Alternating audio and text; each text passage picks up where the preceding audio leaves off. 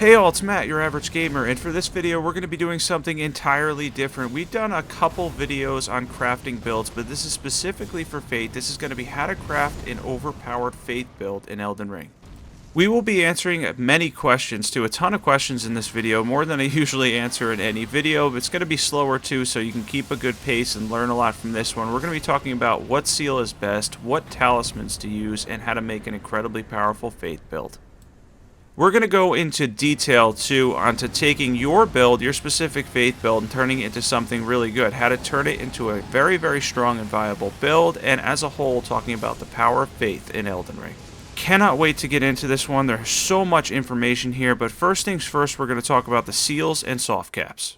Gravelstone Seal will boost Dragon Cult incantations by 15%, Godslayer Seal will boost Godslayer incantations by 10%, Giant Seal will boost Fire Monk incantations by 20%, Clawmark Seal will boost Bestial incantations by 10%, Frenzied Flame Seal will boost Frenzy incantations by 20%, Dragon Communion Seal, Dragon Breath incantations by 15%, Golden Order Seal boosts Golden Order incantations by 10%, and then the Erdtree Seal is best for healing spells with good Faith scaling. I'm going to leave it up here, but you can pause this if you want to. Generally speaking, pure Faith scaling 80, and any of the split seals is going to be 45 and 45. First up here is how to craft powerful builds out of incantations. The first thing that we're going to grab is the simple Black Flame Fire incantation, and we're going to start building around it.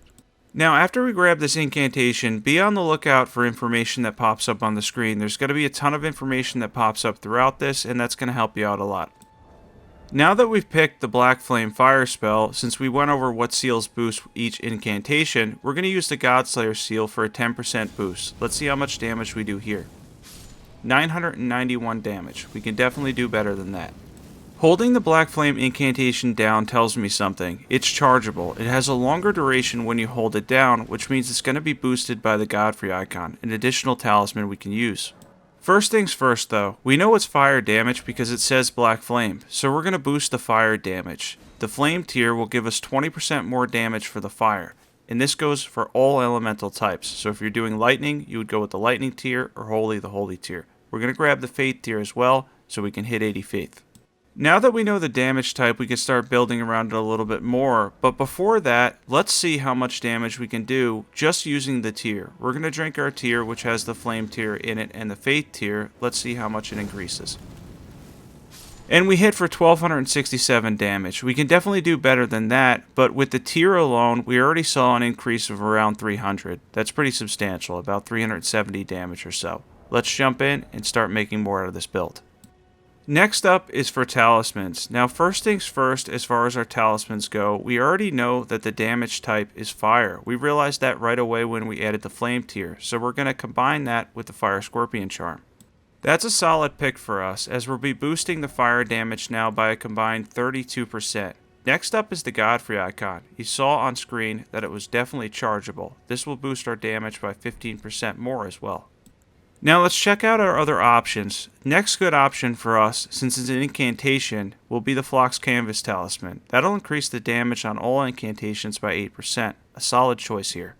So we're definitely going to want to grab Phlox Canvas Talisman. Solid for the build. Overall, so far, with our talismans we've boosted our damage by 35% when charged. Lastly, since we don't have a lot of other options, we can go for generic damage here. The Ritual Swords Talisman will boost our damage by 10% generically at full HP. This is a really helpful talisman for a lot of builds, especially if you're a player that stays at full HP, because it's generic damage and will boost pretty much everything in the game. Let's reset the enemy here, I kind of forgot that. If you notice I'm talking slower, by the way, to make sure I explain everything well, and now we're going to use those talismans to see how much damage we do. Let's drink our tier and see how much damage we get with the right talismans and setup. And the damage ended up being 2144. We can definitely do better than that, but fully charged over 2100 damage. Pretty solid. Next up, we need to add a little bit more to this build. Let's talk about some buffs. First things first is, since another seal will only be 10%, and a lot of you are probably on their first run or don't have a second seal, the Jellyfish Shield here is a fantastic option, boosting our damage by 20%. And the Jellyfish Shield will stack with most things. We're going to add that to our build because of the fact that it's stacking, and 2 seals will only give us 10% more additional damage as opposed to 20. So the Jellyfish Shield is absolutely better here for this build. Now that we've added in the Jellyfish Shield, before we get into a body and aura buff, let's see how much damage this does. And we get around 2500 damage. That's a pretty solid increase with the Jellyfish Shield, and it works for all incantations. It's a fantastic addition to this build. Now you can stack a body and aura buff together. I like Golden Vow because it's solid for casting and forgetting, but Commander Standard is 5% more. However, it lasts much shorter. It's much shorter duration. And for a body buff, we can use Flame Grant Me Strength or Hellish Rebury. Now, Flame Grant Me Strength is going to help us here because it's fire damage, but the thing is, it's pure fire damage. There's no physical damage component. So Hellish Rebury's 25% generic damage will beat out Flame Grant Me Strength's 20% increase in fire damage. Now, Flame Grant Me Strength is better when you're doing both fire and physical damage. You'll get more damage out of it. Howl pretty much beats it in every other way. You do take increased damage, though, when you use Hellish Rebury, and it attracts enemies, which actually leads to a mistake that I do here. He ends up being aware of me. We're going to end up resetting him, and you're going to be surprised about the amount of damage we can get after buffs, talismans, and our tier, turning the simple Black Flame Fireball into something that can do a ton of damage. And now we're going to find out after our buffing order. And by the way, the tier is usually the longest, so you're going to drink that first the majority of times. Second to that is Golden Vow, which is also very long. Lastly, you can use Howl, which is 40 seconds, and then the Jellyfish Shield, which is 30. This gives us a sensible buffing order so that we use the shortest duration stuff last. We're going to hit him here and see how much damage we can do. Almost 3,700 damage with a simple Black Flame Fireball. We've built around this and turned it into a very powerful build and setup. Ultimately using the Godslayer Seal, the Jellyfish Shield, you can check out the armor set there. We used the Fire Scorpion Charm to boost fire damage. It was chargeable, Godfrey Icon, Phlox Canvas Talisman for incantations, Ritual Sword for generic damage, Flame Tier, and Faith Tier. From 900 damage to almost 3,700. Next up, we're going to talk about how to buff weapons and what to use for the majority of weapons, particularly the ones that do elemental damage with their Ash of War. We started here with 1,218 damage. We already know that we can do better than that. We know through buffs and the right talismans and setup. Now, based on lore, the Black Knife's going to do holy damage. It does holy and percentage damage, so the holy tier is a great option here. Let's hit 80 faith again, although most weapon skills cap around 60.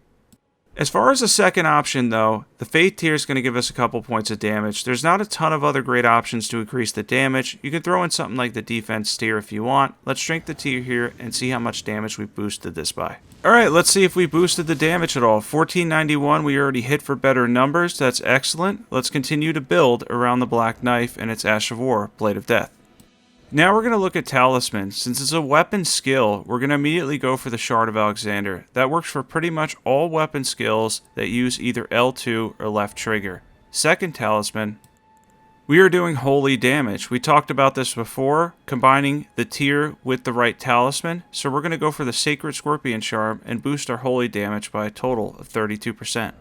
Next up, we'll look at our other options, but we don't have a ton in terms of boosting the damage on this Ash, so we're going to go for generic damage here to have an additional 10% because we're staying relatively far away with this Ash of War. Last thing here, there's not a lot of other great options, so I'm going to go for a little bit of defense. That sounds good to me. Having some defense is always good, and the Ritual Shield Talisman combines well with the Ritual Swords Talisman. That's a really good talisman to have because now at full HP, we'll take significantly less damage and we'll also do more damage as well. We're going to reset the enemy here, which I had forgotten a couple of different times, and we're going to see how much damage we do with the tier and the right talismans. Alright, let's see how much damage we do. We drank our tier, we have a good talisman that's set up for an Ash of War that's purely elemental damage, and we got 2,113 damage. Pretty good there.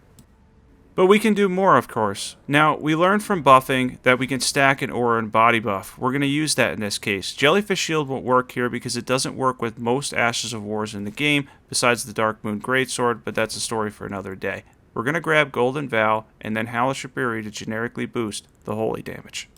Howl is the obvious choice here. Flame Grant Me Strength won't do anything at all in terms of the Ash of War that we're using because it only boosts fire and physical damage. Let's drink our tier, let's do our buffs, and let's see how much damage we can get out of the Black Knife. Don't forget to grab any seal for buffs. Now, technically speaking, a weightless seal is better if you're just using it for buffs, but they all work the same, and 1.5 isn't a lot of weight. We're going to drink our tear first, we're going to use Golden Vow, and then lastly, we're going to use Halashaburi. After this clip, we're going to change up the scenery too, and we're also going to go into detail on Strength and Faith. Let's see how much damage we got. Over 3,000 damage with the Black Knife with this setup. Running the perfect setup can change a lot of weapons, makes them really powerful, and you can easily turn any build into an overpowered one. Next up, let's look at Ordovis' Greatsword, a weapon that is Strength and Faith, but mainly Strength. We have an A in Strength and a C in Faith. You can see that this weapon does way more physical damage than it does holy damage. We're going to look closely at this weapon. We could see the physical damage component is around 600, but the holy damage part's around 200. Huge difference there, significantly more from Strength than Faith. Because we're using a weapon skill again, we're going to be using the Shard of Alexander. After we grab and use the Shard of Alexander here, we want to check to see if the Ash of War is chargeable. Is it chargeable? Yes. In this case, we can hold this down for more damage. That means it's going to be boosted by another 15% from the Godfrey icon. Which is pretty incredible because that means combined with the Shard of Alexander, that's going to give us a total of a 30% more damage increase just from those two talismans. Next up, the Sacred Scorpion Charm isn't going to boost us that much because there's so much more physical damage than holy damage, so we're going to lean towards generic damage with the Ritual Swords Talisman. Next up, before we do the tier, we're going to look at buffs. As far as the Ritual Swords Talisman, if you're staying at full HP, you're going to get a lot more out of it because there's so much physical damage on this weapon. Let's take a look at buffs for this build and setup. Now for buffs here, we're not doing any fire damage, so Golden Vow is fine for the aura buff. You can use Commander Standard, but again, it's so much shorter. And we're going to replace Flame Grant Me Strength, because in this case, we're going to be doing mainly holy and physical damage. Halashaburi is going to be more at 25% for everything. We're also going to add in Blessing Spoon for some extra HP.